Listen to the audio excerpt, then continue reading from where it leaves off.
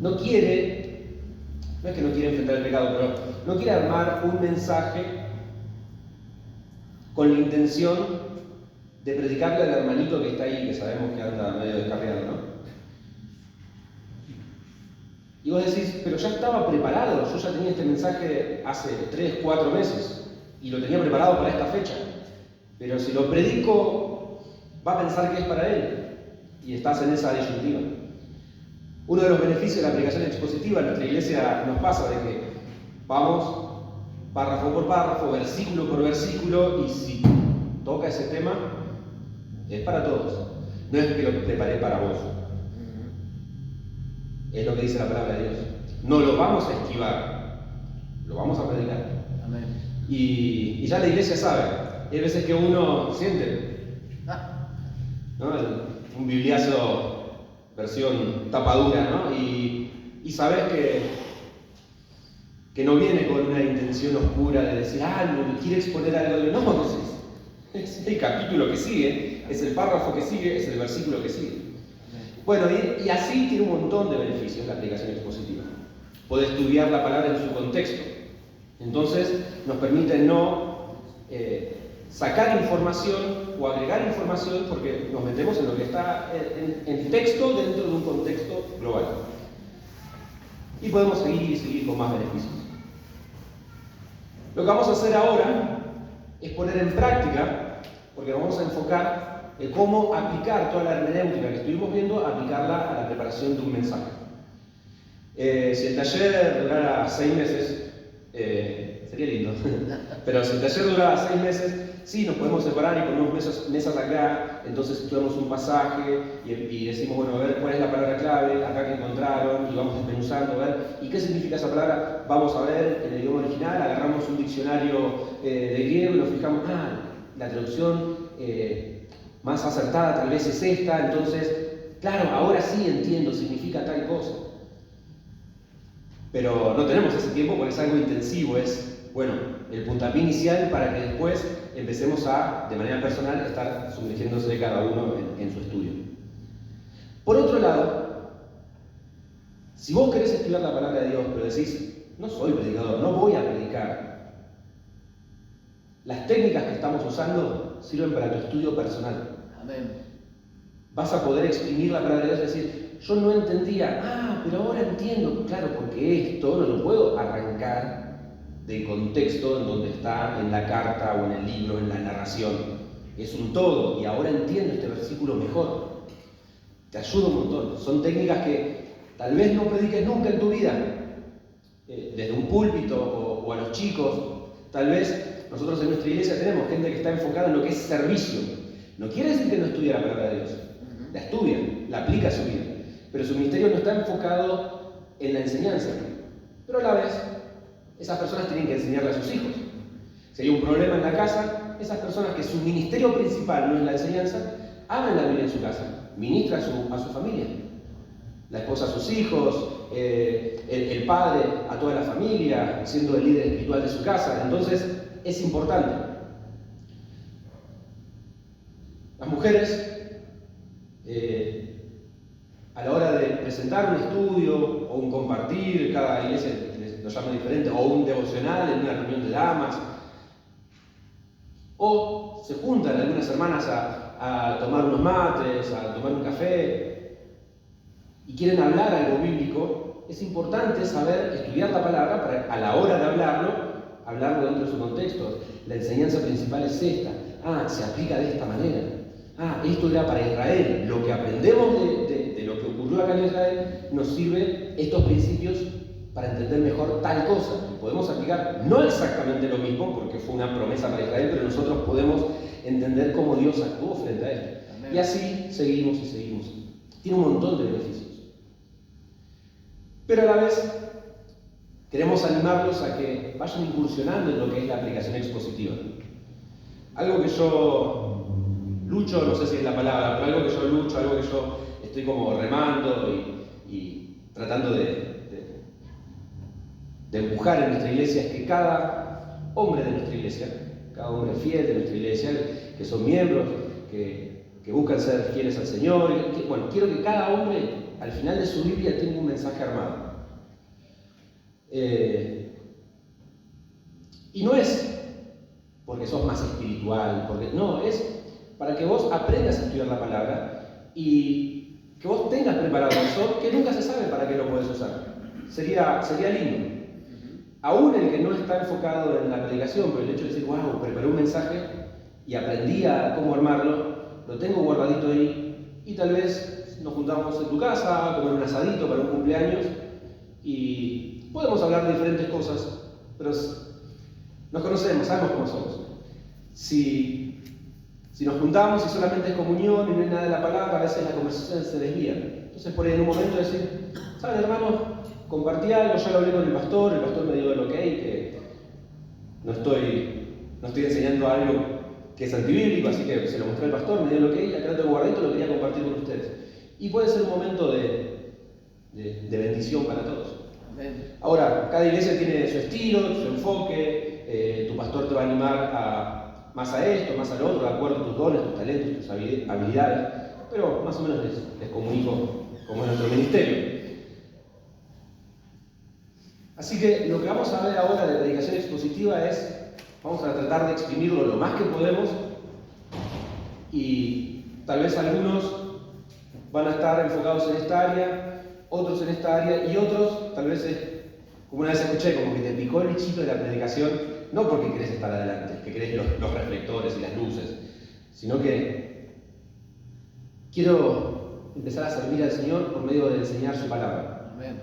Y si ya está eso en tu mente, va de la mano con querer estudiar con un trabajo duro. Cuando un hermano me dice, sí, quiero aprender a predicar, digo, bueno, ¿y querés aprender a estudiar? ¿Querés aprender teología? ¿Querés aprender a leer? ¿Querés aprender a...? Más o menos. Bueno, no estás listo. No estás listo porque va de la mano el trabajo duro, horas y horas sumergido en la palabra, comparando pasajes, metiéndote en libros de consulta, en comentarios. Entonces va de la mano. Pero si te picó ese bichito de la predicación, y no es por las luces, por estar adelante, ser un buen hablador no es ser un buen predicador. Bueno, tal vez esto te va a ayudar para empezar en tu estudio. Así que quiero que vayamos, nos toca la clase 5, pero vamos a saltear algunas cosas, vamos a la página 111. 111.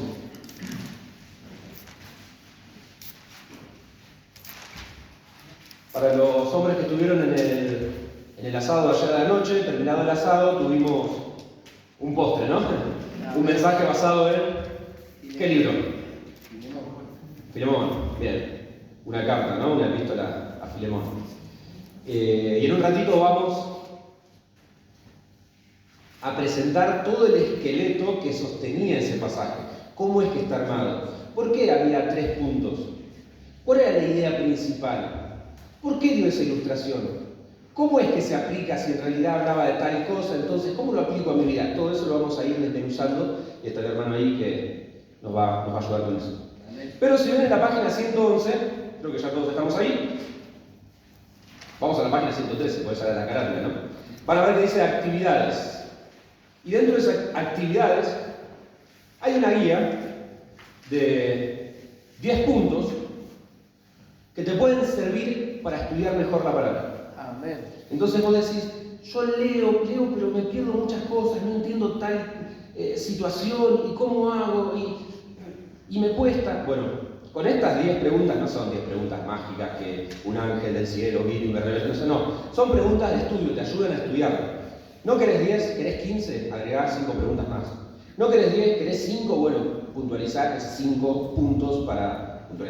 Puntualizar 5 de estos ítems, de estas preguntas, para poder exprimir un poco más. Pero es un equilibrio. A veces en la reunión de jóvenes nosotros tenemos algo que le llamamos un estudio devocional, donde estamos en una ronda o en una mesa mientras vamos tomando mate o algo así, y analizamos un pasaje por medio de estos 10 puntos. Y es un compartir. ¿Quién puede leer el punto número 1? Dice, comenzar leyendo el pasaje bíblico. Bien, y alguien lo lee. Punto número 2, las palabras clave. ¿Quién me puede decir, hermanos, a ver cuál es la palabra clave o cuáles son las palabras claves en este pasaje? Bueno, y se va haciendo paso por paso. Y al terminar es como que vos entendés un poquito mejor. No es solamente lo leíste del versículo 1 al versículo 10, listo, lo leí, ay, qué bueno, sino como que lo vas exprimiendo un poco más. Y vamos a repasarlo. Dice así: comenzar leyendo el pasaje bíblico. Ese es fácil. Ese lo podés hacer tranquilamente. Punto número 2. Buscar palabras clave. Son palabras sobresalientes o importantes en el pasaje. Palabras que están como clave. ¿Qué palabra clave podemos sacar de Filemón? ¿Qué palabra clave? La parte que podría ser la palabra clave, porque tiende a repetirse mucho en la carta, es recibe. Perdón, recibir. Bien, recibe al hermano. Entonces son palabras que vos decís, hay una constante, se repite muchas veces esto. La vas anotando. Entonces, recibe, perdón, Filemón. Ok. Si vos encontraste tractor, es como, siempre hay algún hermano. Sí, porque para mí la palabra importante es, y vos decís, ok, vamos a analizarlo. Cuando lleguemos al punto 10 nos vamos a dar cuenta cuáles son las más relevantes. Pero son palabritas que son clave en el texto. Punto número 3. Ya no solo las palabras, sino ahora buscar versículos clave, versículos sobresalientes que te llaman la atención. Muchas veces son versículos que tenemos colgados, no sé, un cuadrito en la cocina, o no sé, un sticker pegado, una calcomanía pegada en el termo para tomar mate, o son versículos que dicen, wow, este es muy significativo. Como que sale a la luz, como que te resume mucho de la situación este solo texto. Entonces, serían versículos clave. Un versículo clave de ayer. Podría ser el versículo 2. La verdad ¿lo leo? Sí. El cual vuelvo a enviarte, tú pues, recibirlo como a mí. Recibirlo como a mí mismo. Y así, fuera de contexto, es como recibirlo como a mí mismo. ¿Sí? No dice mucho. Pero si entendemos el contexto, porque ya leímos, es porque falló de esta manera, entonces después que era un perro, se convirtió y ahora te lo mando, recibirlo como que entendés todo de manera más armada. Recibirlo como a mí mismo. Pablo te está diciendo, esta persona que te falló, que te traicionó, ahora se convirtió. ¿Sabes qué? Lo tenés que perdonar. Y recibirlo como si fuese que me estás recibiendo a mí en tu casa. Como que es muy fuerte, es muy relevante. Punto número 4. Buscamos cuál es el tema principal del pasaje que estamos estudiando. ¿De qué trata el pasaje? Bien. Ayer estudiamos Filemón y el hermano nos va a decir de qué trata. El pasaje trata de cómo ejercer el perdón hacia el hermano. Bien. Es difícil a veces en un libro muy grande encontrarlo, pero siempre vas a encontrar cuál es la idea fundamental. Es para atacar un pecado, es para solucionar un problema, es para gozarnos, siempre hay una idea fundamental. Entonces esta sería, ¿qué sería? ¿Cómo practicar el perdón? ¿Cómo practicar el perdón? Ok, entonces sabemos que hay algo que hay que perdonar. Bien. Pasamos al siguiente, dice, buscamos si hay un mandato para obedecer o un principio para aplicar. Los mandatos son claros. Habíamos hablado de que es muy importante buscar los verbos. En el Nuevo Testamento, en toda la Biblia, ¿no? Pero en el Nuevo Testamento cuando encontramos un verbo hay que prestarle atención. ¿Por qué? Porque si ese verbo es un imperativo, es una orden de parte de Dios. Si es una orden, te dice, hacer esto. Tenés que hacer esto. No es opcional. Es un imperativo. Es como un emperador que escribe un edicto, pone el sello y te lo da. Tenés que obedecerlo. Entonces, buscamos si hay un mandato. Esto que aparece acá, ¿es un mandato o es una advertencia? Y si es una advertencia, no es un mandato, pero es una advertencia que te da, bueno, es un principio a tener en cuenta. Como, bueno, el Señor me está advirtiendo algo, pero como no me lo ordenó, es opcional. No hagas eso. Si encontrás un principio, una idea que te dice hay que prestar atención para no caer en este pecado, fíjense tal cosa, pum, pum, pum, y en el desarrollo del texto encontrás eso, bueno, no lo tomes como algo opcional. Marcalo y pone, esto es algo que tengo que obedecer, esto es algo que tengo que arreglar en mi vida, esto es algo en lo que tengo que trabajar. Por algo el Señor lo está comunicando en su palabra. No es un mandato, pero es algo importante que tengo que estar arreglando en mi vida. Punto número 6. Buscamos si hay un pecado para evitar, una mala acción o alguna advertencia.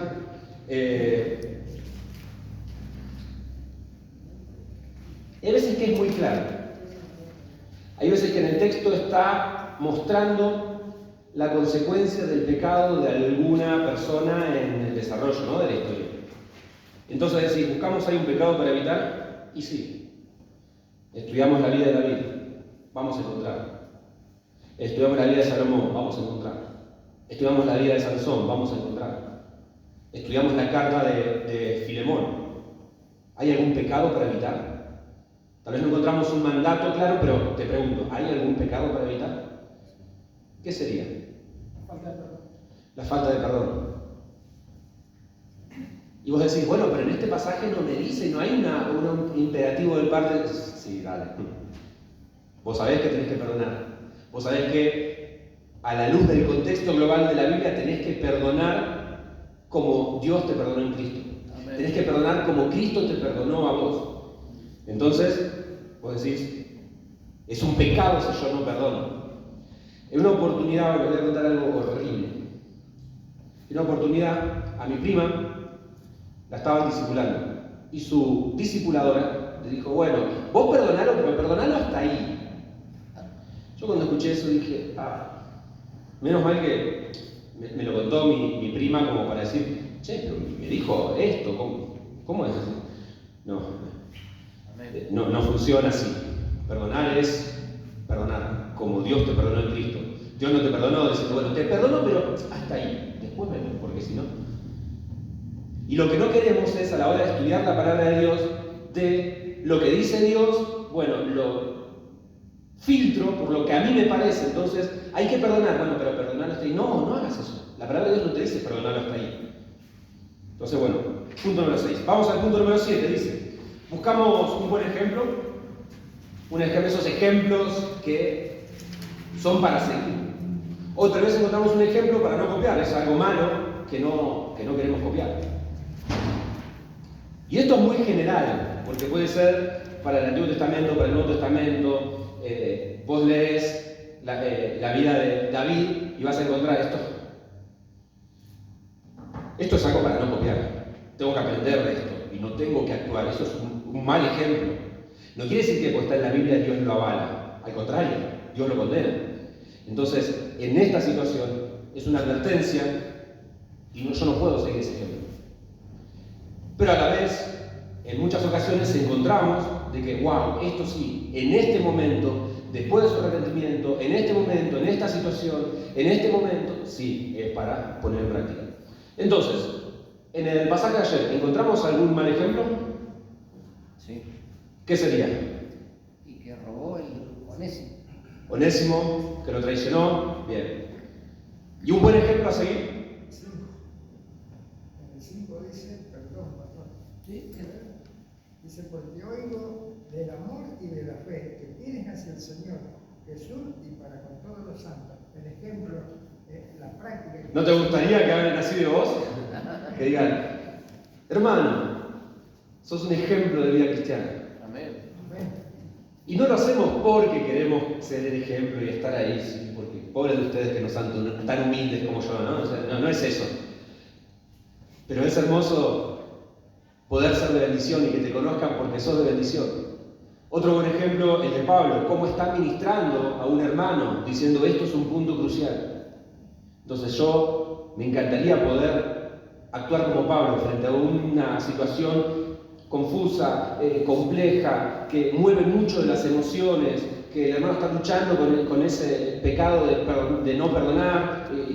¿Cómo hago para recibirlo? Ya se convirtió, entonces lo tengo que perdonar, pero me cuesta. Y Pablo está ahí, ministrando. Entonces hay ejemplos para seguir. Decís, wow, yo quiero eso. Y ahí lo anotás, ¿no? En tu cuadernito. Punto número 8. Buscamos una promesa. Y cuando encontramos una promesa, nos tenemos que fijar, ¿a quién está dirigida esa promesa? ¿La promesa es para la iglesia? ¿La promesa es para mí? ¿O para alguien en particular? Todo lo que pise la planta de tus pies, entonces, fácil, ¿no? O sea, empiezo acá a caminar por un campo y dice, no, el Señor dijo que... Lo más probable es que me saquen a los tiros, ¿no? Yo no puedo aplicar directamente una promesa para mí, me tengo que fijar esa promesa para quién es. Y si fue para Israel, si fue para alguien del Antiguo Testamento, si fue para un cristiano en particular esa promesa, tal vez yo no voy a aplicar esa promesa porque no es para mí, pero puedo encontrar la confianza de cómo Dios cumple cuando promete algo. Puedo extraer ahí la información de que qué importante que es cuando confiamos en lo que Dios promete, porque después sí hay un montón de promesas en la Biblia que son para nosotros, que son para la iglesia. Amén. Cuando Dios promete algo, ¿lo cumple? Sí, lo cumple, porque Dios no se va a negar a sí mismo, no va a mentir, no va a cambiar. Entonces me tengo que fijar si hay una promesa. Y cuando encuentro una promesa me tengo que fijar, ¿se aplica a mí? ¿Se aplica a la iglesia? ¿Se aplica al creyente? ¿O puedo aprender algo respecto a esa promesa? Punto número 9. Después que leímos y estudiamos bien el pasaje bíblico, nos preguntamos, ¿qué está enseñando Dios en esta parte de la Biblia? Hermano, ¿qué está enseñando Dios en esa pequeña carta? Resumido en una frase se podría decir que todos los creyentes deberíamos practicar el perdón así como Dios nos ha perdonado a nosotros. ¿Ok? Es el perdón y te dice que si vos sos creyente tenés que perdonar en este estándar. Tenés que perdonar. Entonces decir, bueno, leo, ya lo entendí, me doy cuenta cómo es la historia, entiendo el contexto, no saqué un versículo aislado que está descolgado y lo cuelgo en cualquier percha, sino que está dentro de un contexto y ahora entiendo de qué está hablando. Punto número 10. ¿Qué dice? Nos fijamos cuidadosamente cómo aplicarlo a nuestra vida. Todo esto que aprendimos, nos fijamos ahora cómo se aplica. Prestemos atención a los mandatos, prestemos atención a los principios, a los ejemplos, a los pecados, a las promesas, y después de que lo interpretamos, después de que lo leímos, después de que lo desmenuzamos, me fijo cómo aplicarlo. Lo que no conviene hacer, lo que te animo a que no hagas, es leer un pasaje y tratar de aplicarlo al instante.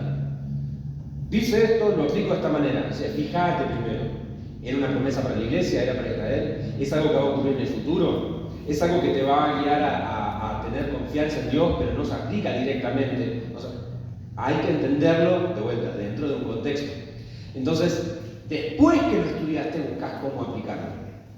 Porque ya sabes bien. Ahora les pregunto, lo que estudiamos acerca de Filemón, ¿cómo lo aplico? ¿Cómo lo aplico a mi vida? ¿Nos puede dar una soga? ¿Cómo hacemos para aplicarlo? Y en primer lugar, detectar que si hay algo en mi corazón contra el hermano o ofensa y después buscando, dando la iniciativa, ¿no? La comunión con ese hermano y perdonar. La interpretación es una sola. La aplicación puede ser múltiple. ¿Es solamente perdonar si es un hermano que fue empleado mío o que fue esclavo mío, que me traicionó y después se convierte y vuelve a mí, entonces lo tengo que perdonar? ¿Solamente se aplica en ese caso? No. Si mi esposa, mis hijos hicieron algo malo, ¿yo lo tengo que perdonar? Sí. ¿Y si un hermano en Cristo me hizo algo, yo lo tengo que perdonar? Sí. Y podemos dar un montón de ejemplos. Pero si en realidad si fue alguien que una vez fui a comprar, entonces ¿lo tengo que perdonar? Sí. Y pues 200 millones de aplicaciones, porque la vida de nosotros es variada y vivimos en una vida real que tiene diferentes matices y algo que se aplica a vos no se va a aplicar a mí porque tenemos vidas distintas, pero el perdón tiene que estar. La aplicación va a ser variada, pero la interpretación es una sola.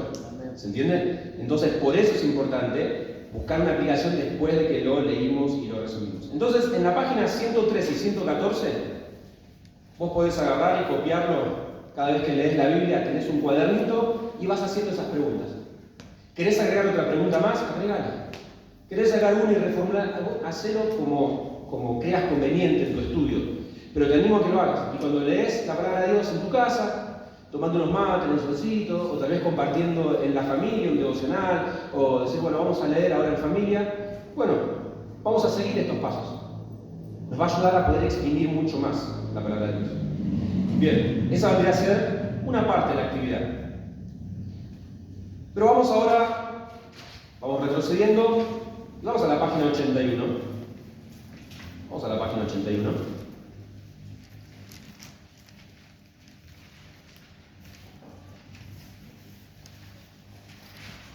Lo manejamos igual que siempre. Cuando usted dice, ya está el olorcito de la comida. Sí.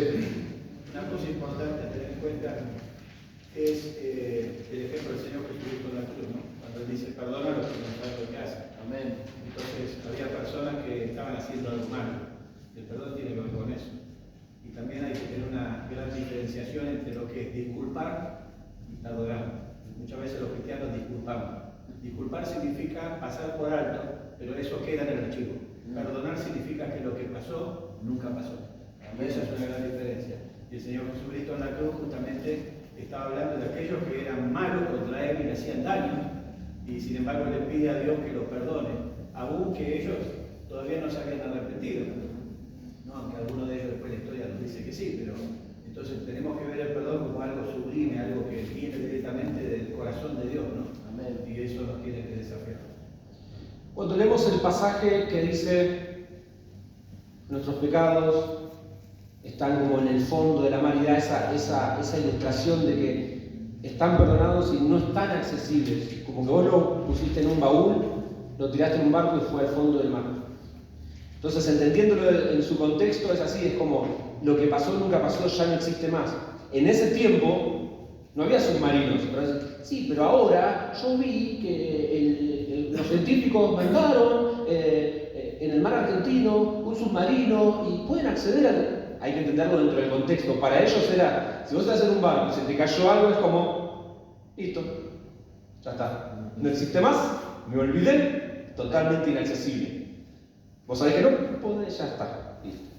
Por mucho que lo quería, por mucho que no está más. Entonces esa es la idea, perdonar, como decía el pastor Ezequiel, perdonar como Cristo nos perdonó, como a la estatura del perdón de Cristo. Ese tiene que ser. Bien, entonces encontramos en la clase número 5, preparación de un sermón. Hay ciertas cosas que uno hacemos en la preparación. Mi hermana es chef. Es muy lindo tener una hermana que sea chef. A medida que iba estudiando, yo disfrutaba de sus estudios, porque cada vez que cocinaba algo en las clases lo traía a casa y yo era como el juez, ¿no? O sea, 8 puntos. No, esto 10, vas mejorando. No, pero compartía lo que iba haciendo, y a veces nos juntábamos en familia y cocinaba ella y era como, yo pensaba que cocinaba bien, hasta que lo hacía ella de una manera, wow, súper profesional. A la vez, esto es un paréntesis, a la vez algo que le enseñaron a ella fue, nosotros le vamos a enseñar cómo prepararlo a nivel profesional para un restaurante de máxima categoría, pero siempre aprender de las recetas de la abuela, le decían, porque de ahí nació todo. Nosotros podemos hacer un super plato con un montón de decoraciones y cositas crocantes alrededor, pero esto nació de la receta de una abuela hace 200 años. Entonces siempre le inculcaron eso. Pero, ¿por qué digo esto? Porque a la hora de cocinar, normalmente vemos, ¿no? en la tele cuando está un cocinero y dice, bueno, acá tenemos 200 de esto, 200 gramos de esto, y acá tenemos la cebollita ya picada, y tenés todo preparado, ¿no? Tenés un montón de pocillitos o bols con los ingredientes. Está la preparación. Para cocinarlo primero tenías que picar la cebollita. Y para picar esa cebollita, primero la tenías que pelar y tenés que saber cómo usar el cuchillo. Hay una preparación antes de sentarte a comer. Que no la pensamos nosotros cuando comemos. No estás pensando en toda la preparación. Pero hay una preparación. Y con el mensaje pasa lo mismo. A la hora de exponerlo, vos lo escuchás y decís, wow, fue de bendición. Pero hay una preparación, un estudio anterior. Bueno, vamos a ver un poquito acerca de esa preparación. Si vamos a la página 84, encontramos que dice, encuentra el punto focal. ¿Qué es el punto focal? Bueno, acá en este libro nos marca que el punto focal vendría a ser el tema del pasaje, el punto de vista donde encontramos la expresión más clara de la enseñanza que está en este pasaje. ¿Y cuál sería? ¿Cuál sería el punto principal de Filemón? ¿De qué habla? Que perdone a Onésimo. Ok, entonces una vez que lo encontramos decimos, wow, esto es totalmente importante. Ya hicimos las 10 preguntas, o 15, o 20, o 50, o 3, pero ya lo estudié, lo desmenucé al pasaje. Bien, me fijo, ¿cuál es el punto focal? ¿Cuál es la idea fundamental? Punto 2, desarrollo un bosquejo claro. Del punto focal, de la idea principal, encontramos cuál es la enseñanza de ese pasaje. Y yo voy a sacar de la enseñanza del pasaje, voy a ir marcando cuáles son los puntos. ¿Qué puntos encontramos en ese pasaje, Emma? ¿Qué puntos encontramos? Los puntos Sí. serían. Perdón, Dios mío, ¿te digo los puntos o Sí. tres características del perdón que restaura la comunión? Encontramos 3 puntos que hablan sobre las características del perdón para restaurar una comunión. Y yo lo veo, bueno, acá vemos esto, acá vemos esto, acá vemos esto. Encuentro 3 formas de poder ordenar eso. Bueno, y esos puntos, dice ahí en el punto número 2, dice, esos puntos, tu sermón está construido en torno al tema central, que es comunicado mediante estas divisiones bien organizadas. Bien, está acá que enseñan esto, acá que enseñan esto, acá que enseñan esto, como tiene 3 divisiones, entonces ahí ya vos podés ordenar un poco la enseñanza. Punto número 3, llevar al púlpito lo mejor del estudio.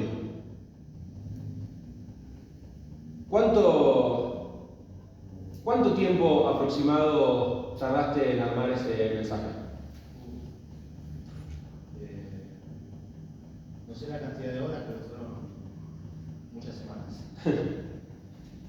Imagínate que él pasó días y días y días, horas y horas a lo largo de mucho tiempo estudiando. Va a presentar absolutamente todo lo que leyó, todo el contexto histórico de cada libro que leyó, de cada comentario, cada traducción en griego, y porque no, el mensaje duraría 20 días. Claro, primero fue mucho estudio. ¿Se escucha? ¿Se escucha? Primero es demasiada lectura, por lo menos yo lo hago así, lectura, leer libros históricos que hablan de la esclavitud, que hablan de esto, y ahí va formando la idea. Después, bueno, sentarse a armar el bosquejo, ¿no? Pero lo que lleva mucho tiempo es eso, buscar el foco central, como estábamos viendo recién, y el mensaje y eso requiere de lectura, mucho buscar.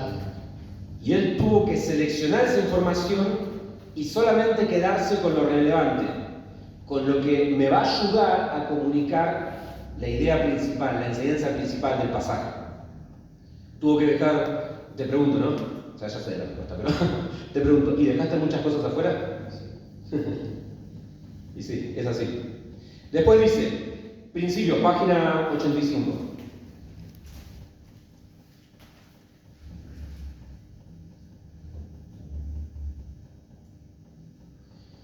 Dice, principios para identificar implicaciones prácticas. Identificar implicaciones prácticas en el pasaje para la audiencia contemporánea. Siempre hablamos de la audiencia bíblica en el tiempo que se escribió y la audiencia contemporánea es ahora, siglo XXI. Bien, ¿cómo se puede aplicar? ¿Cómo se puede llevar a la vida diaria?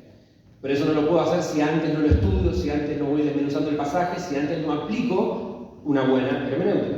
Identificar implicaciones prácticas en el pasaje para la audiencia contemporánea. En resumen, esto significa que necesitamos identificar las verdades teológicas, cuáles son esas enseñanzas en la Biblia, y de esta manera podemos identificar principios universales que pueden ser aplicados a la vida de cualquier creyente, sin importar el momento en el que vive.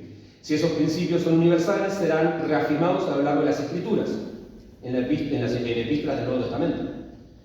Ahora, les pregunto, ¿el perdón es algo que lo encontramos a lo largo de toda la Biblia? La misericordia de Dios, el perdón de Dios, ¿lo encontramos a lo largo de toda la Biblia? Entonces, nos damos cuenta de que es una verdad teológica muy grande, muy grande. Y en ese momento, yo puedo agarrar y digo, una vez que entiendo qué es el perdón y que Dios me manda a perdonar y veo el ejemplo en este caso, yo ahí ya sé que lo tengo que llevar, a la hora de enseñar lo tengo que llevar a la congregación, a los hermanos, al grupito donde estoy enseñando, lo tengo que llevar, y no solamente como una información teórica, sí, fíjate, porque en el siglo tanto, en la esclavitud y en el caso y quedarnos solo con información, no, lo tengo que llevar a la vida práctica. Bueno, en tu situación, hermano, tomando un cafecito, tomando unos mates, en un tiempo de exhortación entre los hermanos, de mostrarnos unos a otros, una vez que entiendo el pasaje digo, tenés que perdonarlo. Porque fíjate en este ejemplo cómo en Filemón pasa esto y vos no vas a perdonar. Fíjate que te está diciendo la manera en que tenés que perdonar y no lo vas a perdonar, lo tenés que perdonar. En tu vida, en tu siglo XXI, en tu situación, tenés que aplicar el perdón, pero lo llevás a la práctica. Y dice, ¿no? Llegando al final de la página 85, el camino bueno, es la cita de alguien más, ¿no? Y explica que el camino que va del texto del sermón es uno que comienza en lo exegético, viaja a través de lo teológico y alcanza lo homilético. O sea, vos tenés el texto, empezás con el texto que vas a predicar y tenés que llevarlo al exégesis, sacar la información que está ahí. Una vez que sacás la información, encontrás la teología que hay, la enseñanza bíblica, qué dice. Y no es algo que a mí se me ocurre, sino que está en el texto. Y una vez que entendés cuál es la enseñanza, cuáles son los principios teológicos, cuál es la verdad que está ahí, ¿yo qué hago? Bueno, lo llevo a la homilética, lo llevo a predicar, lo llevo a la vida de las personas. Vamos a la página 86.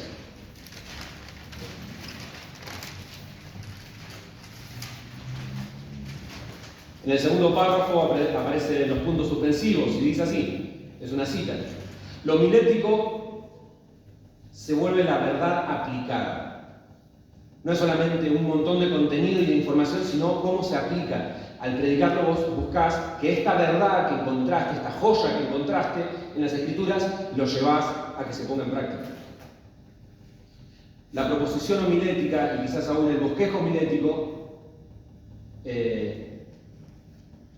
usará palabras de aplicación. Bien, y ahí encontramos una palabra súper clave que es proposición. Más adelante vamos a darnos cuenta que es súper importante eso. Y hay algunos punteos. Para ser más específico, hay que prestar atención a estos 5 puntos. Entiende la intención del autor original. Esto ya casi es un repaso de lo que vimos ayer. Entiende la intención del autor original. Identifica diferencias entre las dos audiencias. Yo no tengo un esclavo. No vivo en el siglo I, que es común culturalmente y socialmente tener esclavos. No hay esclavos. Entiendo esa diferencia. Punto 3. Identifica principios teológicos. Lo que es el perdón. ¿Qué significa el perdón? ¿Por qué está diciendo que es importante el perdón? ¿Qué está hablando? ¿Cuál es esa enseñanza? Asegúrate de que esos principios sean universales. No es algo totalmente aislado que pasó una vez. No, es algo que se tiene que poner en práctica a lo largo de todas las Escrituras. Y después 5, filtra los principios a través de las epístolas. Encontramos la enseñanza del Nuevo Testamento vez tras vez que nos habla del perdón. Entonces podemos estar seguros de que, sí, recién ahora me enteré de que es importante perdonar al hermano. Bueno. Y continúa diciendo, entiende la intención del autor, es interpretarlo en su contexto, en su tiempo histórico. ¿Cuál era el contexto del tiempo histórico de Filemón? ¿Qué pasaba ahí? Onésimo había robado. Había robado. ¿Y Onésimo era un amigo de él? ¿Era un empleado? Claro. ¿Qué era? ¿Un esclavo? Ok. Y ahí yo tengo que darme cuenta de que no es que la Biblia está aprobando la esclavitud o la está atacando, no, está marcando algo claro que ocurría en ese contexto, en ese momento. Y voy a decir, pero ¿cómo la esclavitud y el cristianismo? Pero si vos eras un cristiano, no ibas a ser un amo, un señor, como si fuese que sos un inconverso, como cualquiera que trataba a sus esclavos de una manera indigna. Porque si se convertía es un hermano en Cristo. Amén. Y dice, ¿no? Vos sos el Señor de él, pero los dos tienen un mismo Señor. Amén. Entonces, ustedes dos tienen que servir y actuar uno con el otro sabiendo que tenés un Señor supremo. Y ustedes dos son dulos, que en griego vendría a ser esclavos. Muchas veces la traducimos como siervos porque esclavos es como muy fuerte y nuestra cultura lo entiende como algo negativo, pero ellos lo entendían perfectamente bien. Ustedes dos son esclavos de un dueño, de un Señor superior. Entonces ustedes dos son siervos y actúen como su Señor les está diciendo. Así que vos y vos se tienen que comportar de esta manera entre ustedes. ¿Por qué? Porque tu Señor te está diciendo de qué manera. Entonces, al entender el contexto, entiendo las implicancias que tienen y yo digo, wow, ahora se entiende un poquito mejor, se comprende mejor. Punto 2 significa las diferencias de las audiencias. Lo que decíamos recién. Por ejemplo, el tema de la esclavitud es diferente entre las dos audiencias, el hoy y el antes cuando fue escrito. Identifica los principios teológicos, es lo que estuvimos marcando recién, cuál es la verdad, qué es lo que el autor afirma de esa enseñanza. 4. Si esos principios son universales, no tengo que encontrar a lo largo de la Biblia. Filtrar esa enseñanza por el Nuevo Testamento. ¿Sí? Toda esa es la preparación. Ahí, si vos vas a cocinar, ya tenés toda la cebollita picada, los morroncitos picados, ya la carne fileteada, ya está todo ahí, ya estamos listos para empezar a preparar el mensaje. Bien, vamos a la página 91. ¿Vieron? Ustedes no me tenían confianza y decían, no, vamos a llegar.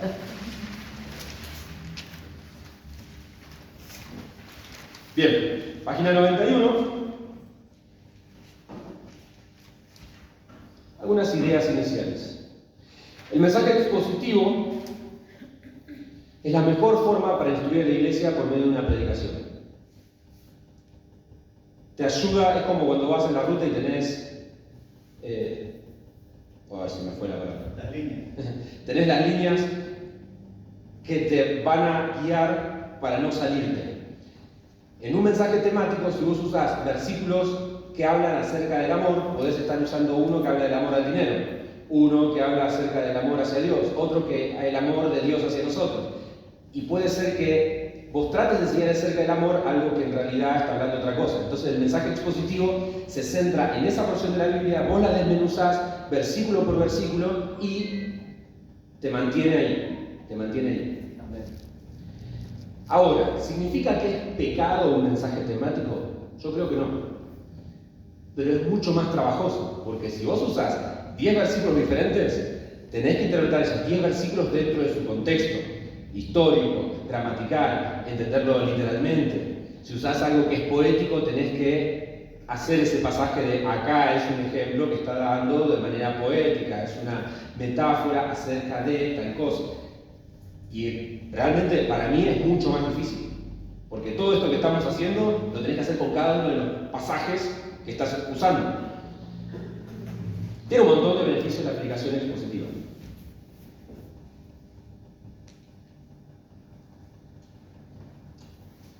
Dice, predicación expositiva. La predicación expositiva consiste en comunicar la verdad bíblica tras un estudio cuidadoso del texto, considerando su contexto histórico, gramatical y literal. Cristo estaba en una situación donde calma la tempestad. ¿Conocemos esta historia? Ahora, ¿qué significa interpretación literal? ¿Qué es la enseñanza o qué podemos sacar o de qué está hablando esa escena de que los discípulos despiertan a Cristo para que calme la tempestad? Yo, si soy alegórico, si encuentro simbolismos en todos lados, digo, para mí el agua es el mundo, el barco es la iglesia, los discípulos son los hermanos dentro de la iglesia y Cristo representa a Dios de los ataques del mundo hacia la iglesia. Y otro puede decir, no, el mar es la iglesia, la tormenta son las peleas que hay entre los hermanos y cómo el Señor detiene esas peleas por medio de su palabra. Eso debería ser alegórico. ¿Qué sería intervención literal? ¿El barco qué es? Un barco. ¿El mar? Mar. ¿La tormenta? Una tormenta. ¿Los discípulos? Eran los discípulos que estaban ahí. ¿Y Cristo qué hace? Ok, ¿y de ahí yo qué aprendo? Confianza en el Señor. Que Él está más allá de las dificultades, que Él puede estar al control de la naturaleza, que si viene una inundación, una sequía, yo sé que no es que a Dios se le escapó, que Dios está al control de todo y tiene el poder para hacer lo que sea con la creación, la confianza en nuestro Dios, de que cuando estás desesperado recurrís al Señor y sabes que no te va a fallar. O sea, podemos encontrar un montón de cosas, pero no algo que no está escrito. Entonces, por eso insistimos en el contexto histórico, gramatical, que cómo es que está escrito, qué es lo que está diciendo, qué palabras usa, es una orden, es un imperativo. Y literal, interpretación literal. Los puntos surgen directamente cuando vos decís punto 1, tal cosa, punto 2, tal cosa, punto 3, tal cosa. Cuando vos estás predicando o enseñando, esos puntos tienen que salir del texto. Yo no puedo decir con Filemón, punto número 1, Dios quiere que perdones. Punto número 2, hay que predicar el Evangelio. Punto número 3, confiemos en que Cristo está en control de la creación. Punto número 4, hay que ofrendar. Vos decís, nada de lo que dije es antibíblico, pero no sé, hermano, cómo lo sacaste de ese texto. ¿Se entiende lo que estoy diciendo? Los puntos tienen que salir de lo que estoy marcando. Ahora, algo que aclaré en mi iglesia. Cuando vos tengas 40 años de ministerio y tengas 40 años detrás de un púlpito, te podés tomar ciertas licencias de abrir un paréntesis en la enseñanza y aclarar algo y decir, bueno, ahora volvamos. Nuestro pastor a veces hace eso, de que por ahí está predicando y dice, ahora, quiero aclarar lo siguiente. Hace un paréntesis, aclara algo y dice, pero eso no estaba en el pasaje. Ok, es el momento de poder aclarar algo con la congregación, explicar algo y después volvemos al texto. ¿Puede pasar eso? Sí, puede pasar. Después de que tenga 20, 30, 40 años de ministerio, no lo hagas antes porque vas a armar paréntesis que no vas a saber cómo llegar, vas a empezar a enseñar cosas que no están en el texto. No lo hagas. Sacá los puntos pura y exclusivamente del pasaje y nada más. Bien. Después, página 92.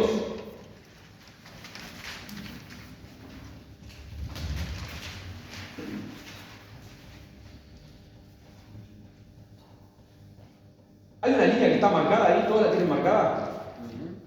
¿Qué dice?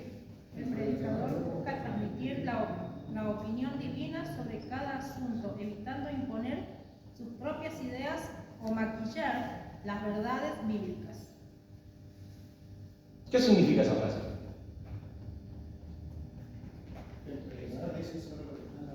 Solo lo que está en la Biblia. Y si Dios dice, esto está mal, yo no puedo maquillar y decir, bueno, si querés, fíjate que... No. Si algo es pecado y yo lo tengo que predicar con la energía que Dios lo está transmitiendo. Yo no puedo diluir al mensaje. Amén. Y te animo a que hagas lo siguiente. A mí me encanta cuando estoy sentado y estoy escuchando un mensaje y es que se siente que golpea en el medio del pecho y dice, tengo que acomodar esto en mi vida. Me encanta. Los bautistas, no sé muy bien cómo son los hermanos acá. Hace mucho que no volvía a la iglesia de Malargüe. Hace como unos 20 kilos atrás.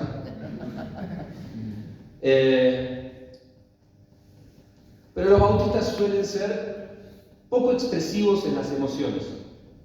Entonces hay ciertas cosas que, en comparación con otras culturas, otras denominaciones, si se quiere, somos poco expresivos.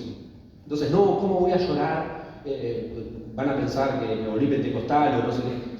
No, pero es hermoso cuando las emociones son afectadas por medio de la palabra. No porque querés mostrarte de que soy más santo, porque no porque el predicador está tratando de tocar tu corazón y tratar de manejar tus emociones para conseguir algo. No, es hermoso cuando a la luz de la palabra de Dios se te arma un nudo en la garganta y afecta tu corazón y caes rendidos a los pies de Cristo. Es hermoso cuando vos te das cuenta de que esto tengo que acomodar en mi vida. Y yo no quiero que el predicador esté diluyendo para que no me golpee tanto a mí. O sea, no, quiero sentir el peso de la palabra de Dios que afecta a mi corazón, que rompe mi orgullo, que me ministra y que me lleva a cambiar mi forma de pensar, no mi comportamiento, no la forma externa, sino que transforme mi forma de pensar. Que estoy equivocado en esto, Señor, me di cuenta recién ahora. O lo supe siempre y ahora es inevitable que caiga a tus pies arrepentido porque estuve luchando con esto tanto tiempo. Yo quiero que el mensaje sea así. Y si me largo a llorar a la luz de la palabra de Dios, no porque me dejo manejar por las emociones, sino porque fue tan fuerte la exhortación bíblica, porque no me dieron algo diluido. Me dieron ni maquillado para que suene más lindo, me dieron la palabra de Dios. Entonces el predicador busca transmitir la opinión de Dios, no la del predicador. Hay veces que el predicador hace eso, lo que hacía hace un rato, ¿no? Arma un paréntesis y explica algo, una opinión personal. Yo creo que esto, o en mi familia, yo lo manejo de esta manera. Ok, te puede servir o no. Pero después, cuando volvamos al pasaje, cerramos el paréntesis, y lo que es inevitable es prestar atención a esto. ¿Okay? Y volvemos a la enseñanza bíblica. Sería incongruente con la vida cristiana predicar cualquier cosa que no sea la palabra de Dios. Eso lo tenemos que tener grabadísimo. Ahora vamos a la página 93. 93. Lo que vamos a hacer ahora ya es preparar un mensaje, entender cuáles son las partes de un mensaje, y qué es lo que nosotros tenemos que ir haciendo a la hora de preparar un mensaje. En mi iglesia a veces grabamos las prédicas y los de sonido me dicen: pastor, no pude seguir el mensaje, no sé cuándo empezó el punto 1, el punto 2 y el punto 3 porque no lo expresaste. Porque hay dos formas de predicar. Puede ser que vos tengas tu bosquejo y lo das más redondeado y no decís primer punto tal cosa, segundo punto tal cosa, tercer punto tal cosa. Puede ser que no lo digas. Vos tenés en tu bosquejo los puntos, pero a la hora de comunicarlo lo das más redondeado. ¿Por qué? Porque depende cómo vos presentás el mensaje, va a tener un efecto u otro. Y hay veces que no es tan importante que la gente aprenda punto 1, punto 2, punto 3, sino el punto principal, esa verdad teológica principal que vos te estás enseñando, la proposición, o sea, esa frase que resume la enseñanza. Vos querés que la gente se vaya a la cabeza con qué. ¿Cuál fue la proposición del mensaje de ayer? La proposición es: el perdón otorgado de un hermano a otro restaura la comunión fraternal entre ambos. ¿Nos acordamos cuál fue el punto 1, punto 2, punto 3? Y tal vez no. ¿Pero qué nos tenemos que acordar? En síntesis. La digo, ¿no? Sí. El perdón otorgado de un hermano a otro restaura la comunión fraternal entre ambos. Ok. Entonces sabemos que tiene que haber un perdón. Tiene que haber una restauración. Es inevitable. Entonces no me acuerdo, punto 1, punto 2, punto 3, el subpunto A, inciso 1, inciso 2. No nos acordamos cada detalle, pero sí sabés que tenés que perdonar a tu hermano. Y que perdonar genuinamente va a restaurar la comunión. ¿Por qué? Porque Dios lo manda. ¿Por qué? Y todo eso quedó en tu cabeza. Pero, si tenés sonidistas como en mi iglesia, te van a decir: pero marca los puntos, pues después yo pongo el resumen y cuando lo subimos quiero poner punto 1, punto 2, punto 3. ¿Ok? Pero hay veces que los predicadores no lo marcan, lo dan un poquito más redondeado. Cuando leemos el pasaje, después que lo interpretamos, siguiendo los pasos de la hermenéutica, todas esas técnicas, nos fijamos en el trasfondo, buscamos las definiciones de las palabras, buscamos con otras traducciones. Una vez que analizamos todo eso, aparece el propósito divino. Ya tenés toda la preparación. Bueno, ahora empezás con el mensaje. Bien. No es que leo un pasaje y ya armo el mensaje. No, tenés que estudiarlo previamente y recién ahora empezamos con el mensaje. Y dice: propósito divino. Se entiende como la razón o el motivo con que Dios puso ese texto en su palabra. Y la idea es desarrollar una frase que contenga el sentido de ese propósito divino y preguntarnos por qué es que Dios incluyó este texto en la Biblia. O sea, nosotros nos ponemos a pensar: ¿por qué en la Biblia está esa epístola a Filemón? ¿Qué quiere comunicar Dios? ¿Por qué el Señor incluyó ese libro, si se quiere, o esa epístola, esa carta tan cortita, un solo capítulo? ¿Por qué? ¿Qué trata de transmitirnos Dios? ¿Por qué? ¿Cuál es el propósito de Dios al incluir Filemón? ¿Qué se te ocurre, hermano? Yo al propósito divino generalmente yo no lo pongo en el bosquejo, voy directamente a la proposición, ¿no? Ya que es el resumen del propósito divino. Entonces podría decir, y siempre lo hago como una frase de, en esta carta, en esta epístola, Dios nos muestra cómo cada creyente debe practicar el perdón hacia otro hermano de la misma manera que Dios nos perdonó a nosotros, digamos. Esa es la frase del propósito divino. Y es importante hacerlo. Cuando vos lo lees decís, bueno, ¿y qué es lo que quiere enseñar Dios? Quiere enseñar de que si en el trabajo alguien me ofende, yo lo tomo. No, esa sería la aplicación. El propósito de Dios es que vos aprendas acerca del perdón por medio de esta historia de Filemón, Pablo, Onésimo. Bueno, el propósito es ese.